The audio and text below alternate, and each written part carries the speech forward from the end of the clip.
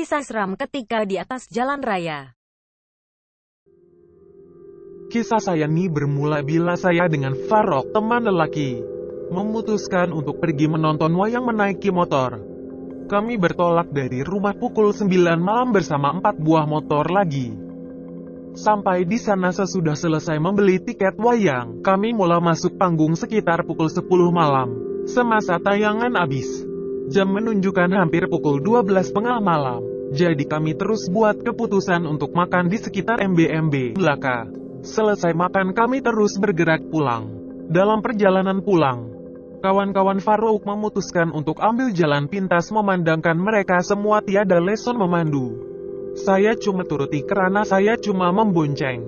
Jadi mereka memutuskan untuk melintas jalan Bemban, Jasin. Setibanya kami di Bemban pada pukul 2 pagi, Farouk tiba-tiba berubah perangai. Dia mulai menyoal saya DGN bermacam-macam soalan. Kelakuan dia secara tiba-tiba menjadi ganas. Dia menyuruh 4 lagi motor supaya jangan menunggu kami. Perkara itu lantas membuat kami bergaduh di atas motor. Setibanya kami di pertengahan jalan, kami berhenti di tengah jalan hutan yang gelap gelita. Tiada langsung kendaraan kelihatan. Selesai perkara yang dibincang kami memulakan perjalanan balik ke kampung Telubi, Jasin. Dalam perjalanan, tiba-tiba saya rasa macam ada sesuatu yang duduk di atas bahu saya. Rasa lenguh yang teramat sangat. Sesampai di Telubi, saya menyatakan perihal itu kepada teman lelaki. Tapi katanya mungkin saya kepenatan dengan pergaduhan kami dalam perjalanan lagi. Untuk diingatkan, teman lelaki duduk di Jasin, manakala saya duduk di Tangkak, Johor. Memandangkan sebelum bergerak tadi, saya menawarkan motor saya, jadi saya harus bergerak sendiri untuk pulang ke Tangkak. Jam sudah menunjukkan tepat pukul 4 pagi semasa saya mulai bergerak dari Jasin. Jalan betul-betul sunyi memandangkan untuk pulang ke Tangkak saya harus melalui kawasan kampung. Semasa dalam perjalanan, saya cuma memikirkan apa yang tidak kena dengan bahu saya, tapi saya buat endah tak endah. Setibanya saya di Tangkak, saya perlu melalui jalan kampung selama 10 menit untuk sampai ke destinasi. Sesudah masuk kawasan kampung, mulut ini tak berhenti bercakap seorang diri. Sebab saya yakin masa itu, sakit bahu saya bukan SBB lenguh, tapi ada penumpangnya. Bulu roma saya meremang sesudah saya lalui kawasan yang tiada lampu jalan. Pikiran ini cuma nak cepat sampai rumah. 30 meter sebelum sampai ke rumah, tiba-tiba saya rasa macam bahu ini ditolak sesuatu, tapi rasa dia lega. Sesudah saya memparking motor, rasa lenguh itu hilang. Masa itu pikiran saya dah pikir bermacam-macam. Tapi disebabkan saya dah sampai rumah perasaan lega itu terus hinggap. Pintu rumah biasanya akan dikunci dari dalam, jadi saya harus mengetuk untuk masuk. Selesai mengetuk pintu, kakak saya terpancul di muka pintu dengan muka baru bangun tidur dia. Saya hanya tersenyum dan terus masuk ke rumah tanpa memikirkan untuk memberi salam atau membaca doa. Sebelum masuk ke rumah, saya tidur dengan nyenyak pagi itu. Sehinggalah kakak menanyakan perihal yang terjadi pagi sebelum saya pulang.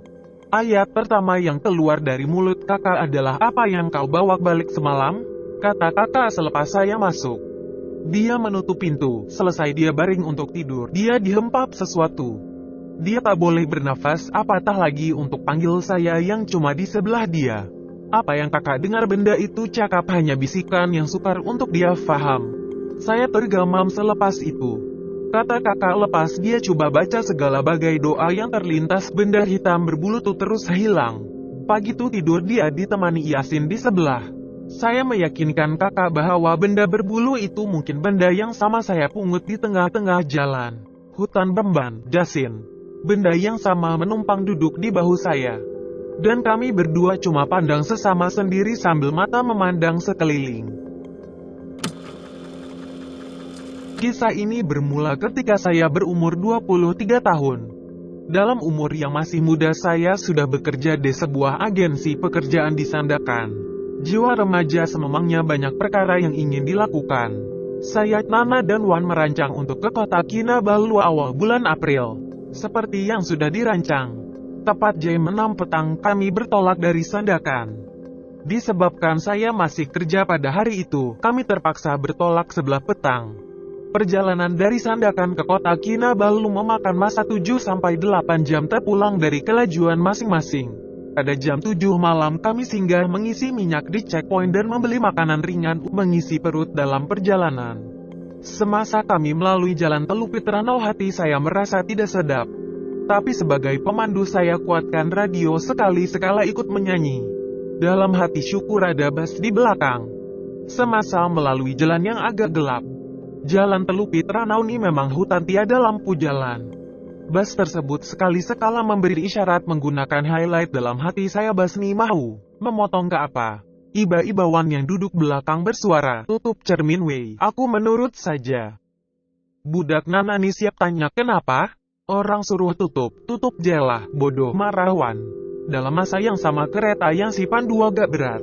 Bus di belakang juga masih memberi isyarat.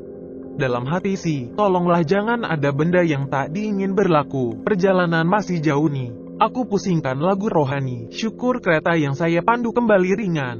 Kami bercadang untuk rehat sebentar di Ranau untuk mengisi perut setelah 4 jam perjalanan. Sebelum sampai di Pekan Ranau, roadblock-lah pula. Polis itu mioal saya dalam bahasa ibunda. Dusun. Saya pun menjawab dalam bahasa ibunda biarpun sebenarnya sih tidak tahu bercakap dalam bahasa ibunda. Si sarankan baik kamu stay di sini saja. Banyak sekarang jalan Ranau tanpa ruli. Kata polis itu. Disebabkan jam sudah hampir jam 10 kami sepakat mencari hotel. Malam itu kami berehat dengan aman. Keesokan harinya kami menyambung perjalanan kami ke kota Kinabalu. Kami mengambil masa 1 jam 45 untuk sampai ke Tamparuli. Ini semua salah Nana yang banyak perang enak sehingga banyak tempat. Tepat jam-jam kami sampai di hotel yang telah kami tempat di kota Kinabalu. Bermulalah kisah seram kami. Malam itu saya berjumpa dengan mertunang. Nana dan Wan Katanak join sekali. Kami MK-an di sebuah restoran di Likas. Cerita punya cerita jam sudah menunjukkan pukul 11 malam. Oke, kami pulang ke hotel. Disebabkan hak privasi masing-masing, kami tinggal berasingan. Tidur si terganggu apabila telepon di bilik si berbunyi. Dah kenapa kau nih Wan? Ada benda kacau akulah. Dah tumei rupai si Nana pulak. Kata Wan. Saya sememangnya tahu hotel yang kami tinggal tuh agak keras sedikit tapi si tidak menyangka kami akan diganggu. Tepat jam 3 subuh perut pula buat hal. Dalam keadaan mata yang sangat megantuk. Saya terlihat kelibat seorang perempuan tidur di sebelah saya. Oh Nana rupanya, saya terus ke toilet untuk melepaskan hajat. Tengah syok-syok melepaskan hajat tiba-tiba, sel-sel otak si bubung. Bagaimana si Nana tuh boleh masuk dalam balik saya? Takkan dia minta kunci penduakat kuantar. Dah aku jadi seram, cuci apa yang patut. Aku keluar perlahan-lahan. Kelibat yang meyer upai si Nana tuh dah hilang. Ketakutan menguasai diri aku saat itu. Aku menyambung balik tidur yang terganggu. Iba-iba saya dapat rasakan tilam saya seperti ada benda yang duduk. Dia datang lagi. Saya dapat merasakan dia berbaring bersama aku. Dalam hati aku memaki tak habis-habis. Aku nekat untuk bangun. Bila aku berpusing melihat ke arah benda tuh. Alamak, muka lain dah. Aku dengan perasaan yang marah. Terus cakap dengan benda tuh. Kau balik ke alam kau. Aku datang sini UTK berehat. Sempat pula dia senyum dengan aku. Aku apalagi sedia nak cabut dari bilik tuh. Bila aku capai tombol pintu telepon bilik B bunyi. Iba-iba keadaan jadi reda. Entah dari mana keberanian yang aku dapat aku jawab talpen tersebut. Rupanya Nana. Kemana kau dengan Wan pergi tadi? Tak ajak orang. Sekali lagi jantung aku bagai nakte cabut. Esok dia cerita, megantuk nih. Aku mematikan telepon dan terus tidur. Aku terbangun disebabkan ketukan pintu bilik aku. Wan dan Nana dah tercegat depan pintu.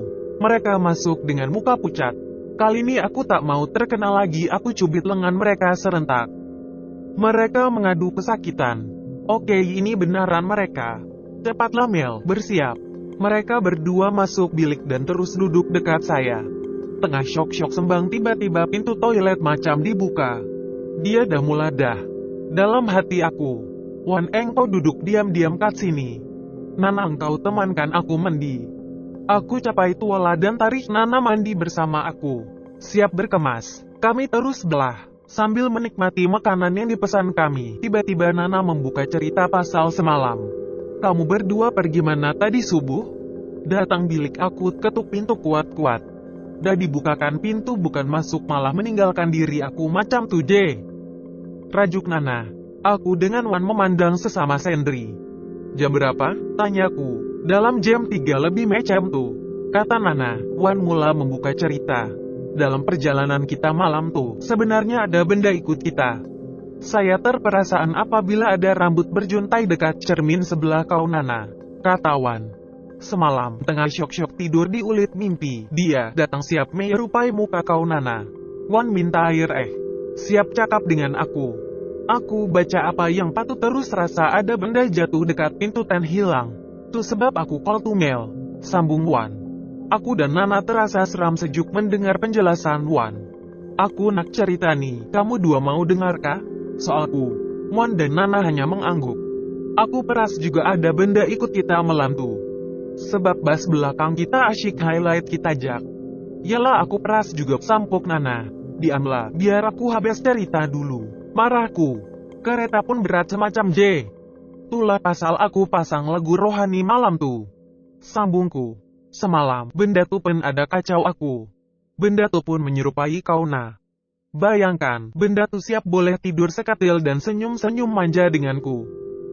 Ahahaha, sengaja aku ketawa hilangkan keresahan di muka dua orang sahabat aku nih. Jam menunjuk jam 11.30 pagi. Kami kembali ke hotel untuk check out. Setelah siap mengambil barang masing-masing, kami turun ke lobi. Amoy di counter pun tegur kami. Seorang lagi mana? Kami bertiga berpandang sesama sendiri. Seorang, dalam hati aku.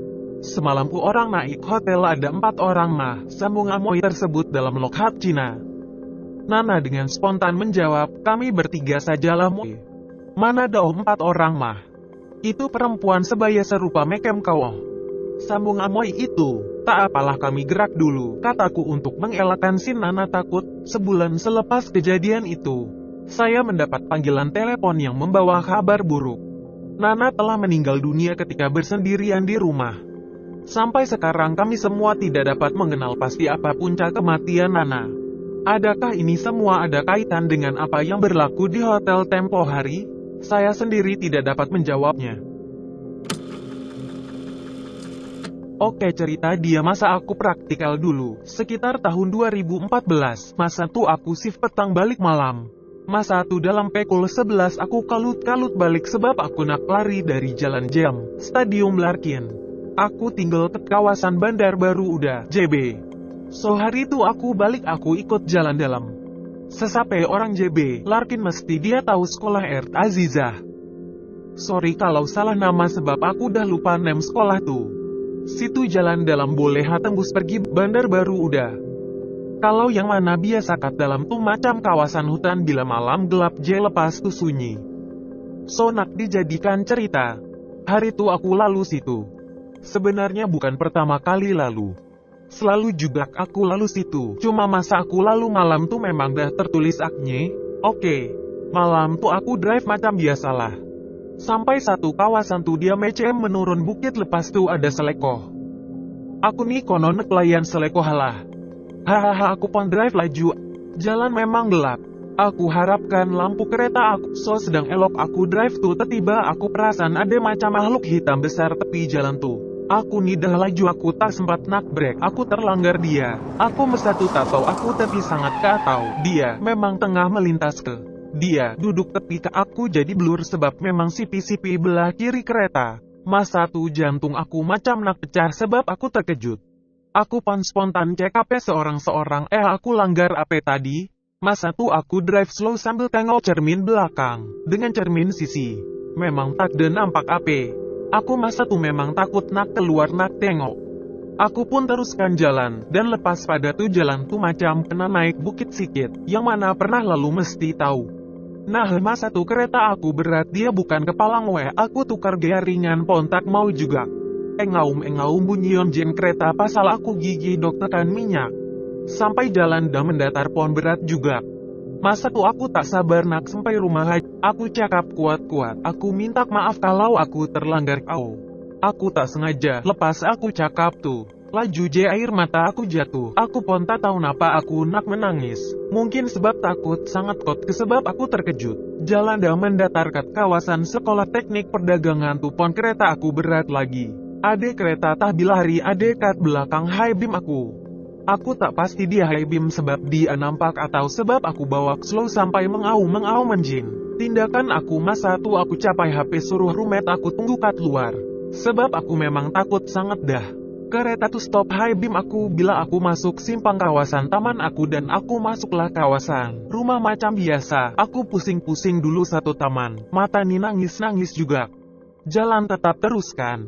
Kau bayangkan kereta aku yang berat tuh aku paksa jalan. 3-4 kali juga aku pusing. Tetap sama berat.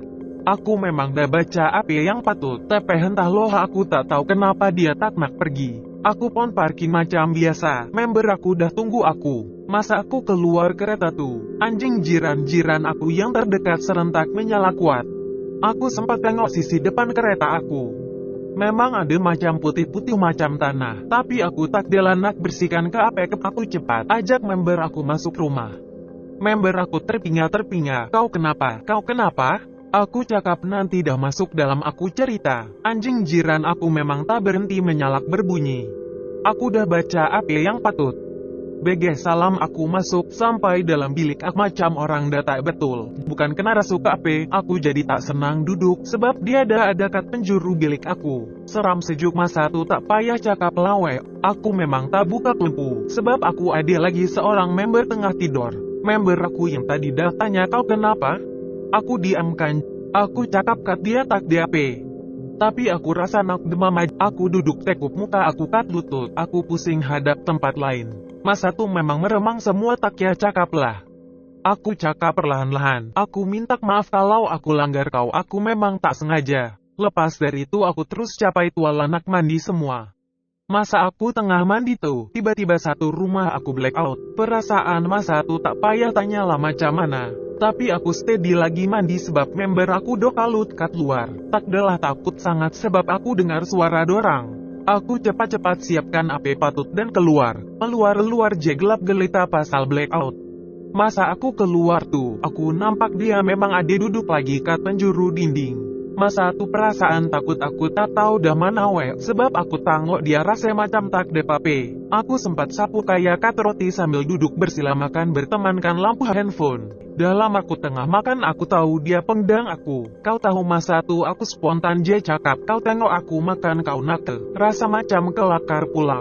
Tapi aku tak tahu aku cakap macam tu sebab nak hilangkan perasaan takut ke apa ke sebab memang serius. Rasa takut dah tak de. Member aku dah pelik tengok aku kenapa. Masa tu aku diam aja masing-masing pon leka dengan handphone. Masing-masing. Dah siap makan aku gosok gigi semua nak tidur. Masa tu aku rasa seram sejuk lagi yang amat. Aku tutup muka aku dengan selimut. Tapi kalau dah diperhatikan, mana boleh nak tidur.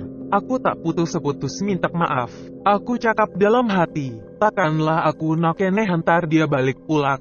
Aku paksa mata aku lelap. Memang dah tak boleh. Aku macam tak tentu arah. Ngampai pukul 2.15 PG aku capai kunci kereta.